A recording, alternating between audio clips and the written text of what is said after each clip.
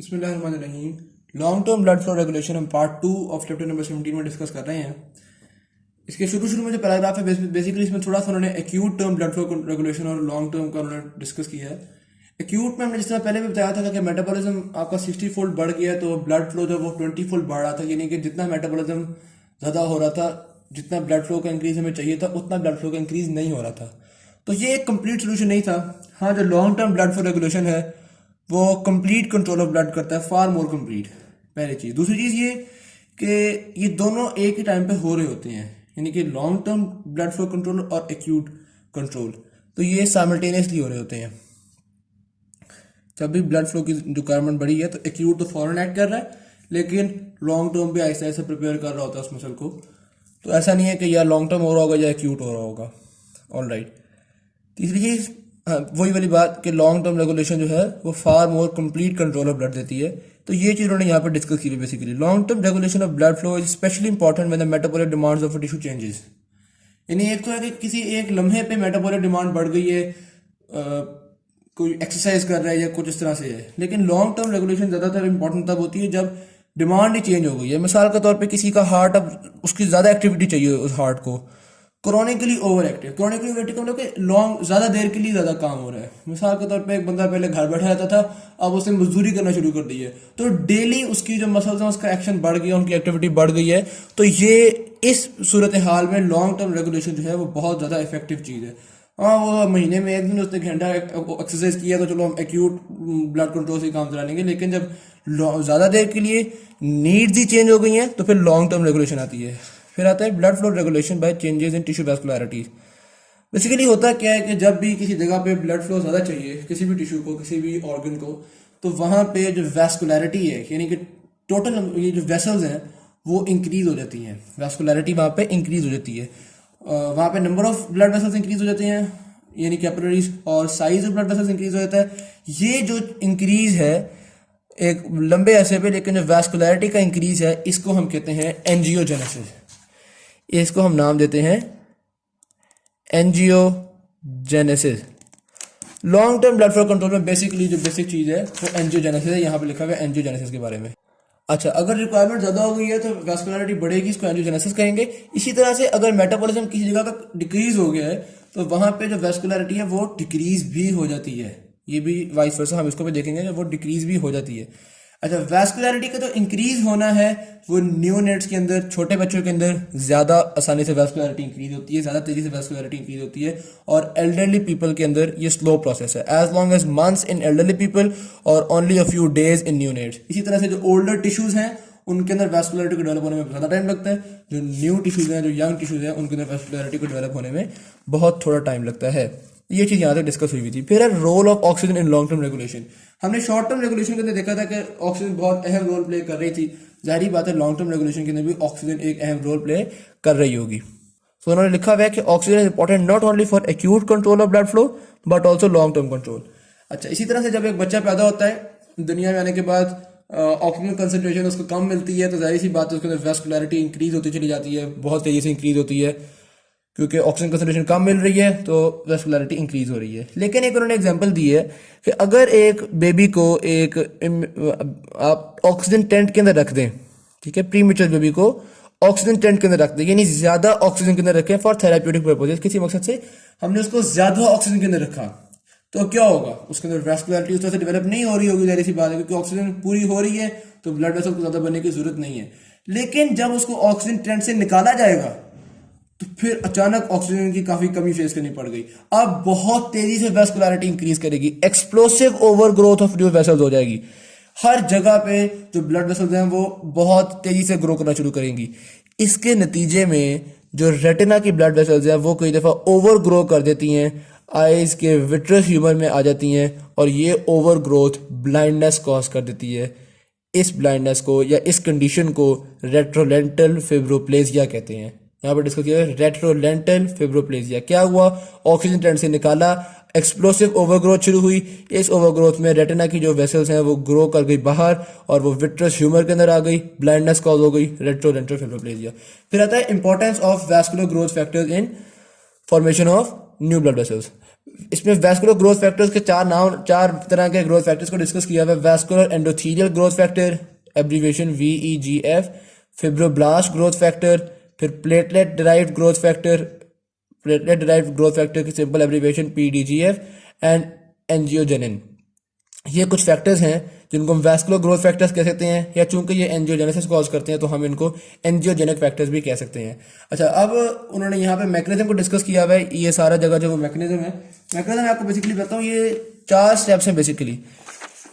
ये हमारे पास एक ब्लड वेसल के सेल्स इस तरह से एंडोथेलियल सेल्स मौजूद थे, और इन सेल्स के ऊपर बेस में मेम्ब्रेन थी। अब जहां पे अब वेस्कुलरिटी इंक्रीज होनी है तो मतलब और से और ब्लड वेसल्स बननी है, तो जहां पे पहली बात तो ब्लड वेसल बननी है, वहां पे हमारे पास बेसमेंट मेम्ब्रेन जो है वो खत्म कर दी जाती है। यहां से बेसमेंट मेम्ब्रेन रिमूव कर गई। फिर ये जो cell, number 1 step. Number 2 step, ये जो सेल्स हैं इनकी प्रोडक्शन बढ़ गई, ये इस तरह प्रोड्यूस करना शुरू हो गए, बार्ड आउट कर गए ना, ऐसे इधर भी सेल्स प्रोड्यूस हो गए। ठीक है, ये तो 2 स्टेप्स हो गए। अच्छा, अब इधर भी एक ब्लड वेसल थी, वहां भी इसी तरह से ये इंक्रीज की हुई थी। तीसरा स्टेप क्या होता है कि ये जो है ये एक साथ फ्यूज कर गई इस तरह से, तो ये एक नई ब्लड वेसल फॉर्म हो गई। पहली चीज बेस पे मेम्ब्रेन रिमूव हुई, दूसरी चीज सेल्स ने प्रोलिफरेट करना शुरू किया, ज़्यादा प्रोडक्शन हुई, रैपिडली रिप्रोड्यूस किए, और तीसरी चीज दोनों के जो बड्स थे वो आपस में फ्यूज हो गए, ब्लड वेसल बन गई। चौथी चीज, अगर तो यहाँ पे ब्लड फ्लो बहुत ज़्यादा है तो मालूम हुआ कि ये कैपिलरी नहीं, यहाँ पे एक आर्टरी की ज़रूरत है, तो आहिस्ता आहिस्ता जो स्मूथ मसल्स हैं वो इस जगह को इन्वेड कर लेंगे और यहाँ पे स्मूथ मसल्स भी आना शुरू हो जाएंगे। तो ये हमारे पास एक आर्टरी बन जाएगी, या आर्टेरियोल बेसिकली बन जाएगा। फिर इस आर्टेरियोल से उसी तरह से बेस मेम्ब्रेन निकलेगी और यहाँ से एक कैपिलरी निकली, फिर आगे और कैपिलरीज निकली, तो इस तरह से वैस्कुलरिटी इंक्रीज हो गई। ये मैकेनिज्म सारा हमने यहाँ पे डिस्कस कर लिया। अच्छा, इसी तरह से उन्होंने कहा कि ब्लड वेसल्स डेवलप होने के बाद अगर उनकी जरूरत ना रहे तो उनको डिसअपियर भी किया जा सकता है। इसके लिए पेप्टाइड या मुख्तलिफ चीज़ें होती हैं। एक एग्जाम्पल उन्होंने यहाँ पे दी हुई है कि अच्छा ब्लड वेसल्स वेस्कुलरिटी बढ़ रही है, उसको हमने क्या कहा, एंजियोजेनेसिस। तो जो सब्सटेंसेस वेस्कुलरिटी को कम करते हैं उनको हम कहते हैं एंटी एंजियोजेनिक सब्सटेंसेस। तो एंटी एंजियोजेनिक सब्सटेंसेस की कुछ एग्जांपल्स दी हुई हैं यहाँ पे। उन्होंने बताया हुआ है endostatin is another anti angiogenic peptide that is derived from breakdown of collagen type 17। Collagen type 17 के ब्रेकडाउन से डिराइव हो रही होती है ये एंडोस्टेटिन, और इसका काम क्या है, वेस्कुलरिटी को डिक्रीज करना जब रिक्वायरमेंट कम हो गई है। अच्छा, हम ऐसे सब्सटेंसेस को यूज करते हैं वेस्कुलरिटी को डिक्रीज करने के लिए जब कहीं पे ट्यूमर हो। जैसे कि बताया कि जो न्यू टिश्यूज होते हैं उनके अंदर वेस्कुलरिटी बहुत तेजी से इंक्रीज होती है। तो जब किसी को कैंसर हुआ या ट्यूमर्स किसी जगह पे हुए तो हम कहते हैं कहीं ऐसा ना हो कि उन ट्यूमर्स के अंदर बहुत तेजी से ब्लड वेसल्स डेवलप हो जाएं और वो पक्का ही हो जाए काम, तो हम एंटी एंजियोजेनिक सब्सटेंसेस को यूज़ करते हैं ताकि ब्लड वेसल्स की जो पोटेंशियल ग्रोथ है उसको रोका जा सके किसी भी ट्यूमर के अंदर या किसी भी कैंसर के अंदर। फिर आता है vascularity is determined by maximum. अच्छा, फिर एक और चीज़ इंपॉर्टेंट है यहाँ पे जो यहाँ पे बताई हुई है उन्होंने, वो ये है कि एक तो आपकी एवरेज डिमांड ना किसी भी टिश्यू की, किसी भी मसल की एक एवरेज डिमांड है, और एक होती है मैक्सिमम डिमांड। मिसाल के तौर पे आपके मसल्स की जो एवरेज डिमांड है वो, मिसाल दे रहा हूँ, 10 ml है, 10 ml ऑफ ऑक्सीजन। लेकिन कभी कभी जब एक्सरसाइज आप कर रहे होते हैं तो ये डिमांड जो 50 ml ऑफ ऑक्सीजन पर मिनट हो जाती है, इतनी ज़्यादा डिमांड भी होती है। अब वेस्कुलरिटी किस हिसाब से होगी, एवरेज के हिसाब से या मैक्सिमम के हिसाब से? तो जो वेस्कुलरिटी डेवलप होती है वो मैक्सिमम के हिसाब से डेवलप होती है, क्योंकि अगर एवरेज के हिसाब से होगी तो जब मैक्सिमम का टाइम आएगा मसला बन जाएगा, बॉडी तो कोप ही नहीं कर सकेगी। तो हम मैक्सिमम लेवल के हिसाब से वेस्कुलरिटी डेवलप कर लेते हैं, ब्लड वेसल्स डेवलप कर लेते हैं। हाँ, जब रिलैक्स स्टेट होती है तो हम उन ब्लड वेसल्स को कंस्ट्रिक्ट रखते हैं, क्योंकि ये चीज़ तो हम पार्ट 1 में डिस्कस कर चुके हैं कि बॉडी जो है वो हार्ट के वर्कलोड को मिनिमम रखने के लिए जो ब्लड फ्लो है उसको मिनिमम रखती है हर जगह पे। तो फिर हम क्या करते हैं, ब्लड फ्लो को कम करने के लिए कंस्ट्रिक्ट कर लेते हैं, जो ब्लड वेसल्स हैं रिलैक्स स्टेट में उनको कंस्ट्रिक्ट रखते हैं। लेकिन वेस्कुलरिटी हमने रखी होती है मैक्सिमम लेवल के लिए, जब बहुत जरूरत हो उस वक्त के लिए। ये चीज़ यहाँ पर डिस्कस की हुई है। आगे चलते हैं, blood flow regulation by development of collector circulation. अब इस पर बेसिकली क्या है कि देखिए, ये एक ब्लड वेसल जा रही थी, इस ब्लड वेसल के अंदर यहाँ पे कोई क्लॉट बन गया, कोई ब्लॉकेज हो गई। अब क्या होगा, पहले तो ये थोड़ी सी डायलेट होगी, गुजारा हो गया, ठीक है, गुजारा नहीं हो रहा जी, क्या करें, यहाँ से एक ब्लड वेसल फॉर्म की जाएगी, यानी कि ये आने वाला जो ब्लड है वो यहाँ से तो नहीं गुजर पा रहा, चलो जी इधर से गुजर जाए। अच्छा, अभी भी रिक्वायरमेंट पूरी नहीं हुई, फिर यहाँ पे एक और ब्लड वेसल बना ली जाए, इसी तरह इसके इर्द गिर्द कई ब्लड वेसल्स को, इधर एक और ब्लड वेसल बन गई, ये एक और ब्लड वेसल बन गई, तो ये तो ब्लॉक हो गया, मेन तो ब्लॉक हो गई, लेकिन साइडों पे कई और ब्लड वेसल्स बन जाएंगी। इन ब्लड वेसल्स को हम कहते हैं collateral branches, collateral blood vessels हम कहते हैं। अच्छा अच्छा, एक तो पॉइंट मैंने आपको ये बेसिक प्रिंसिपल मैंने आपको बता दिया, कुछ पॉइंट्स है इस बारे में। फिर मजीद एक चीज उन्होंने कही, नंबर 1 ये कि ये जो आपके पास कोलेटरल ब्लड वेसल्स फॉर्म होती हैं, ये एक ही बड़ी ब्लड वेसल फॉर्म होने की बजाय, यानी कि ब्लॉकेज हुई है, तो मिसाल के तौर पे ये जा रही थी, यहाँ पे ब्लॉकेज हो गई, तो एक ही मोटी सी ब्लड वेसल फॉर्म हो जाए, लो जी ब्लड सारा यहाँ पे, ऐसा नहीं होता। Multiple small collateral blood vessel form होती हैं। ये तो पहला पॉइंट होगा कि multiple small collateral blood vessel form होती हैं। दूसरी चीज ये जो कोलेटरल ब्लड वेसल्स फॉर्म हुई हैं, ये एक्यूट ब्लड फ्लो कंट्रोल को और long term blood flow control को ओबे कर रही होती हैं, यानी इनके अंदर वेसोकंस्ट्रिक्शन वेसोडाइलेशन भी हो रही होती है और इनकी भी वैस्कुलरिटी इंक्रीज या डिक्रीज हो रही होती है। तो ये दूसरी बात हो गई। तीसरी बात ये कि ये जो मैकेनिज्म है ना, ये तीसरी बात तो अपनी मतलब इसकी एक एग्जांपल उन्होंने दी हुई है कि ये जो कोलेटरल ब्लड वेसल्स फॉर्म होती हैं, ये आपके हार्ट अटैक को बहुत प्रिवेंट कर रही होती हैं, क्योंकि जो कोरोनरी ब्लड आर्टरीज हैं उनके अंदर 60 इयर्स की एज के बाद अक्सर ब्लॉकेजेस आ जाती हैं, लेकिन बंदे को पता भी नहीं चलता, क्योंकि कोलेटरल ब्लड वेसल्स बन जाती हैं, तो मायोकार्डियल डैमेज से बचत हो जाती है। किसी भी टिश्यू की डेथ से पहले पहले कोलेटरल ब्लड वेसल्स बन जाती हैं और गुजारा हो जाता है। 60 की एज के बाद खास तौर पे इन कोलेटरल ब्लड वेसल्स का बहुत रोल है हार्ट अटैक को प्रिवेंट करने में, ये चीज। फिर अब हमने वैस्कुलरिटी किस तरह से इंक्रीज डिक्रीज इसको तो डिस्कस कर लिया, लेकिन वैस्कुलर रीमॉडलिंग यानी कि जो एक ब्लड वेसल ऑलरेडी है वो किस तरह से अपने आप को चेंज करती है, अपने साइज को, अपने डायमीटर को, अपनी वॉल्स की थिकनेस को, अपने लुमेन की थिकनेस को, या मुख्तलिफ चीज़ों को किस तरह से वो चेंज करती है, इसको हम वैस्कुलर रीमॉडलिंग में डिस्कस करेंगे। अच्छा, एक में इस पे शुरू में देखिएगा, एक फॉर्मूला है लैप्लेस की इक्वेशन है टेंशन के लिए, कि जो ब्लड वेसल्स की वॉल के अंदर टेंशन होती है, तो tension is equals to radius multiplied by pressure. यानी अगर किसी ब्लड वेसल के अंदर जो प्रेशर है ब्लड का वो बहुत ज़्यादा हुआ है, तो क्या किया जाएगा, रेडियस को कम किया जाएगा। लुमेन के रेडियस के कम होने से जो टेंशन है वो दोबारा नॉर्मलाइज हो जाएगी, तो टेंशन को मेंटेन किया जाता है। अच्छा, ये स्टार्ट में उन्होंने यही कहा है कि कैपिलरीज की डेंसिटी यानी तादाद में ज़्यादा कम होने के अलावा, कैपिलरीज तो ज़्यादा हो गई या कम हो गई, ये तो बात ठीक है ब्लड फ्लो कंट्रोल के लिए, लेकिन जो लार्ज ब्लड वेसल्स हैं वो अपने डायमेंशंस को भी चेंज कर रही होती हैं, या मतलब अपनी साइज को चेंज कर रही होती हैं लॉन्ग टर्म चेंजेस के अंदर। तो ये चीज़ें डिस्कस की। अच्छा, 4 तरह की बेसिकली हमारे पास रीमॉडलिंग्स होती हैं, 4 तरह की। इनके नेम्स यहाँ पे अगर हम देखें तो एक ऑर्डर में सीक्वेंस में मिल जाएंगे। Number 1 inward eutrophic remodelling, number 2 hypertrophic remodelling, number 3 outward remodelling, और नंबर 4 आउटवर्ड हाइपरट्रॉफिक रीमॉडलिंग। इसके अंदर जो क्रॉस सेक्शनल एरिया है ब्लड वॉल का, ब्लड वेसल वॉल का, वो सिर्फ इनवर्ड यूट्रॉफिक रीमॉडलिंग में सेम रहता है, बाकी सब में चेंज होता है, इंक्रीज करता है। अब हम एक एक को डिस्कस करते हैं। ये मैंने आपको एक चीज़ वैसे ही पहले बता दी है, अगर किसी जगह पे ब्लड प्रेशर ज़्यादा है, तो जो लुमेन, जो ब्लड वेसल की वॉल के सेल्स हैं, वो अपने आप को सिर्फ रीअरेंज करते हैं, ना बड़े होते हैं ना छोटे हो रहे हैं साइज में, सिर्फ रीअरेंज करके जो लुमेन है उसको थोड़ा सा छोटा कर देते हैं। तो ब्लड वेसल्स की जो वॉल का क्रॉस सेक्शन है, वो total cross section area of the vascular wall वो सेम रहता है और लुमेन डिक्रीज कर जाता है। ये हो गई इनवर्ड यूट्रॉफिक रीमॉडलिंग। दूसरी होती है हाइपरट्रॉफिक रीमॉडलिंग। इसके अंदर क्या होता है कि जो सेल्स होते हैं वो हाइपरट्रॉफिक रिस्पॉन्स, यानी कि उनका size, vascular smooth muscle cells का साइज इंक्रीज कर रहा होता है, साइज भी इंक्रीज कर रहा होता है, और उसके अलावा मुख्तलिफ एक्स्ट्रा सेलुलर मैट्रिक्स प्रोटीन्स भी फॉर्म हो रही होती है ब्लड वेसल की वॉल के अंदर, ब्लड वेसल की वॉल थिक हो रही होती है। तो इसके अंदर क्या हो रहा है, लुमेन भी थिक हो रहा है और ब्लड वेसल की वॉल भी थिक हो रही है। ठीक, तो इंक्रीज प्रेशर में ये भी हो सकता है कि लुमेन भी थिक हो जा रहा है, ब्लड वेसल की वॉल भी थिक हो रही है। अच्छा, जब ब्लड वेसल की वॉल थिक हो रही है, उसके अंदर कोलेजन और फिब्रोनेक्टिन जिस तरह के प्रोटीन ज़्यादा बनते चले जा रहे हैं, उसकी वजह से ब्लड वेसल की वॉल थिक होने, अच्छा इसको कहते हैं क्या है, हाइपरट्रॉफिक रीमॉडलिंग रिस्पॉन्स।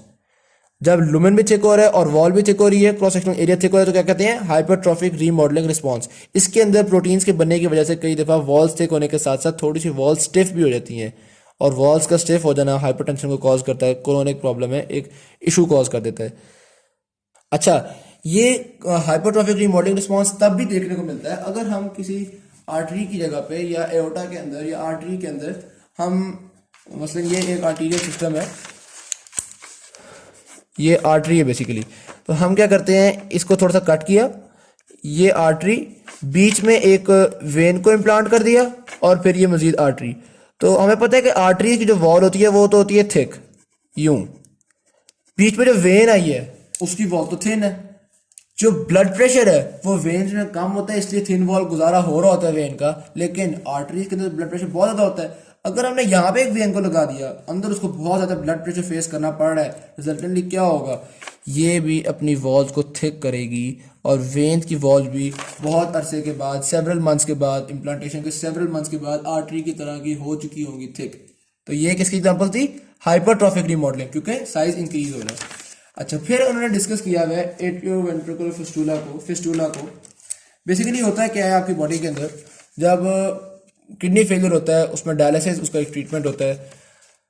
अच्छा, डायलिसिस के अंदर हम एक फिस्टूला क्रिएट करते हैं। आम के अंदर ये आ रही है मिसाल के तौर पे रेडियल आर्टरी, और ये गुजरी है आपके पास एंटेक्यूबिटल वेन। ऑलराइट, हम इन दोनों को यूं ज्वाइन कर देते हैं। हमने दोनों को ज्वाइन कर दिया, आर्टरी को, ये देखिएगा हमने वेन के साथ ज्वाइन कर दिया, एक फिस्टूला फॉर्म कर दिया।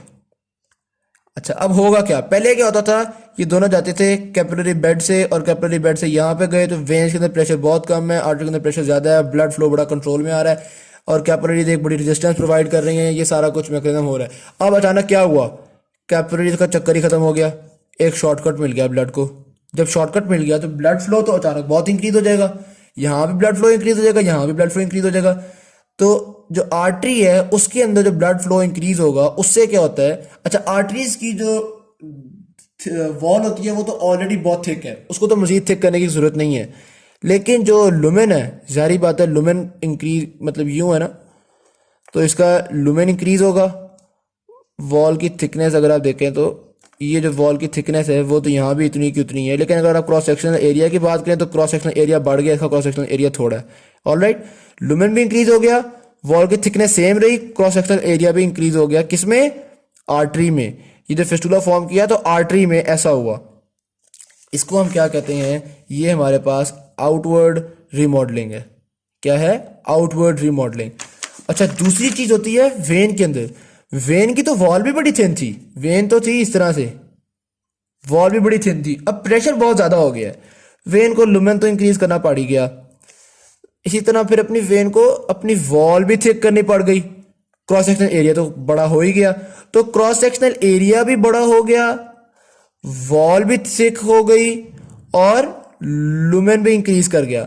ये तीनों फैक्टर्स इंक्रीज कर जाते हैं किसके अंदर, आउटवर्ड हाइपरट्रॉफिक रिमॉडलिंग, क्योंकि ये हाइपर थिकनेस वॉल की बढ़ी है, ये हाइपरट्रॉफिक है। पहले आर्टरी के अंदर क्या हुआ, आउटवर्ड रिमॉडलिंग, और इसके अंदर वेन के अंदर क्या हुआ, आउटवर्ड हाइपरट्रॉफिक रिमॉडलिंग। अच्छा, फिर यहाँ पे भी आखिरी पैराग्राफ में उन्होंने यही बताया हुआ है कि chronic reduction in the blood pressure, जाहिर बात है इन चीज़ों को रिवर्स भी कर सकती हैं, यानी कि थिकनेस को वापस कम भी कर सकते हैं, लुमेन डायमीटर को वापस कम भी कर सकती हैं अगर ब्लड प्रेशर में रिडक्शन हो गया। यानी कि एट्रियोवेंट्रिकुलर फिस्टुला बनाया हुआ था, अगर दोबारा हम इस फिस्टुला को रिमूव कर दें तो दोबारा और आर्टरीज के ब्लड को कैपिलरीज के थ्रू होकर जाना पड़ेगा, ब्लड फ्लो कम हो जाएगा, तो ये जो थिकनिंग हुई थी ये वापस कम हो जाएगी। ये चीज़ उन्होंने यहाँ पर डिस्कस की है। अच्छा, ये यहाँ तक तो हमने डिस्कस कर लिया था जो लोकल कंट्रोल हो रहा था, एक्यूट कंट्रोल और लॉन्ग टर्म कंट्रोल। फिर आता है ह्यूमोरल कंट्रोल।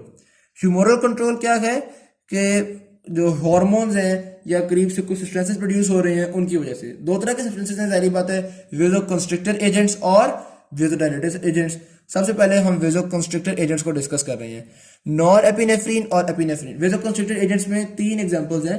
पहली एग्जांपल है नॉर एपिनेफ्रीन और एपिनेफ्रीन। नॉर एपिनेफ्रीन तो वेजो कंस्ट्रिक्टर है ही है, एपिनेफ्रीन थोड़ा वीक वेजो कंस्ट्रिक्टर है, कुछ जगहों पे वेजोडाइलेटर के तौर पे भी एपिनेफ्रीन काम कर रहा होता है।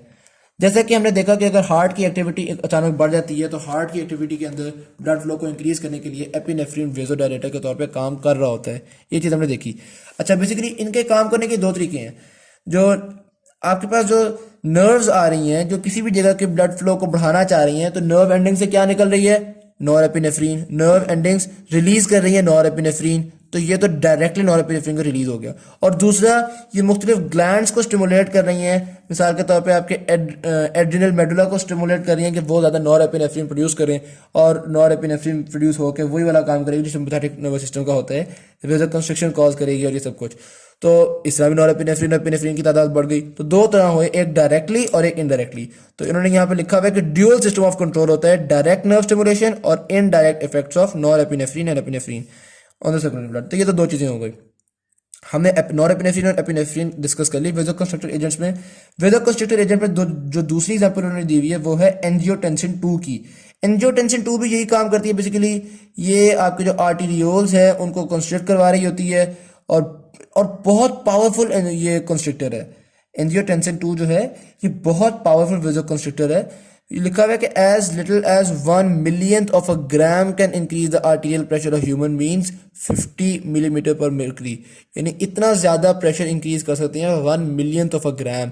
तो एंजियोटेंसिन बहुत स्ट्रांग होता है, और ये आपके जो आर्टीरियल प्रेशर की रेगुलेशन है उस पर बहुत इंपॉर्टेंट रोल। एक तो हमने देख लिया टोटल पेरिफेरल रेजिस्टेंस को, किस तरह से जब आर्टेरियोल को कंस्ट्रक्ट करेगा तो बॉडी की टोटल पेरिफेरल रेजिस्टेंस जो है, यानी सर्कुलेशन की टोटल पेरिफेरल रेजिस्टेंस जो है वो इंक्रीज कर गई। दूसरा, ये किडनी से वाटर और सोडियम की जो रीअब्सॉर्ब, ये जो एक्सक्रीशन है उसको कम भी करता है। तो वाटर को जब एक्सक्रीशन कम करेगा तो जाहिर बात है ब्लड का वॉल्यूम बढ़ जाएगा, ब्लड का वॉल्यूम बढ़ जाएगा तो ये आर्टीरियल प्रेशर को चेंज करेगा, तो ये आर्टीरियल प्रेशर की रेगुलेशन में भी रोल प्ले कर रहा होता है। दो तरह का हो गया, आर्टीरियल प्रेशर की रेगुलेशन को देख रहा है और पेरिफेरल रेजिस्टेंस को इंक्रीज डिक्रीज कर रहा है। तीसरी एग्जांपल आ गई वेजोकंस्ट्रिक्टर की, वेजोप्रेसिन। वेजोप्रेसिन आपकी बॉडी के अंदर, इसको हम एंटी डायूरेटिक हार्मोन भी कहते हैं, ये हाइपोथैलेमस प्रोड्यूस कर रहा है, पिट्यूटरी ग्लैंड के अंदर ये स्टोर हो रहा होता है। यही कुछ बातें इस बारे में लिखी हुई हैं। इसका बहुत ज्यादा रोल हमें वेजोकंस्ट्रिक्शन में नहीं मिलता, यही लिखा हुआ है कि बहुत इनॉर्मस इफेक्ट्स नहीं मिले हमें। It is clear that vasopressin could have enormous effects on circulatory function, yet because only minute amounts of vasopressin are secreted in most physiological conditions, most physiologists have thought that vasopressin plays little role in vascular control. तो यानी कि इसका role है तो सही, लेकिन चूंकि हमें इसकी माइन्यूट अमाउंट्स मिली हैं तो हमने कहा कि इसका बहुत बड़ा रोल शायद नहीं है वेजोकंस्ट्रिक्शन के अंदर। हाँ, एक और रोल इसका यहाँ पे डिस्कस जरूर किया हुआ है कि ये आपकी जो वाटर की रीअब्सॉर्प्शन है किडनीज के अंदर उसको रेगुलेट कर रहा होता है, जिस वजह से हम इसको एंटी डायूरेटिक हार्मोन भी कहते हैं। तो major function of vasopressin has the major function of greatly increasing water reabsorption from the renal tubules back into the blood। तो ये इसका रोल बाहर फिर भी है। फिर उसके बाद डिस्कस कर रहे हैं वेजोडायलेटर एजेंट्स को। वेजोडायलेटर एजेंट्स दो बेसिकली हैं, ब्रेडिकाइनिन और हिस्टामीन्स। ब्रेडिकाइनिन काफी कॉम्प्लेक्स चीज है, इसमें मतलब इस हेडिंग में काफी कॉम्प्लेक्सिटीज है। उन्होंने कहा कि सेवरल सब्सटेंसेस हैं जिनको हम काइनिन्स कहते हैं। क्या कहते हैं? काइनिन्स। ये काइनिन्स अल्फा 2 ग्लोबुलिन से फॉर्म हो रहे होते हैं, यानी उनके स्प्लिटिंग से फॉर्म हो रहे होते हैं, और इनको फॉर्म कर रहा होता है एक एंजाइम, जिस एंजाइम का नाम है कैलिक्रीन। कैलिक्रीन एक एंजाइम है जो कि काइनिन्स फॉर्म कर रहा होता है। अब आगे एक एग्जांपल लिखी हुई है, क्या होता है बेसिकली, कैलिक्रीन जब भी जारी बात है जरूरत होती है बॉडी को, तो यानी कि टिश्यू इन्फ्लेमेशन हो या मैसरेशन ऑफ द ब्लड हो, तो कैलिक्रीन एंजाइम एक्टिवेट हो जाता है इन फैक्टर से, और ये एक्टिवेट होके एक काइनिन प्रोड्यूस होता है जिसका नाम है कैलिडिन। कैलिक्रीन ने क्या किया? कैलिडिन को प्रोड्यूस किया। जब एक्टिवेट हुआ तो कैलिडिन कन्वर्ट हो जाता है ब्रेडिकाइनिन में। बॉडी के जो टिश्यू के एंजाइम्स हैं उन एंजाइम से ये कन्वर्ट हो जाता है ब्रेडिकाइनिन में। ब्रेडिकाइनिन क्या करता है? ये डायलेशन भी कॉज करता है, वेजोडायलेशन कॉज करता है, और कैपिलरीज की परमेबिलिटी को भी इंक्रीज कर देता है, यानी ब्लड फ्लो को भी इंक्रीज कर दिया और परमेबिलिटी को भी। तो रिजल्टेंटली क्या हुआ? बहुत ज्यादा फ्लूइड जो है वो टिश्यू में चला जाता है और एडिमा कॉज कर देता है। तो ये जो आपकी स्वेलिंग है उसके अंदर एक अहम रोल प्ले कर रहा होता है ब्रेडिकाइनिन। ब्रेडिकाइनिन को खत्म करने के लिए क्या होता है? एक एंजाइम होता है जिसका नाम है कार्बोक्सीपेप्टिडेज।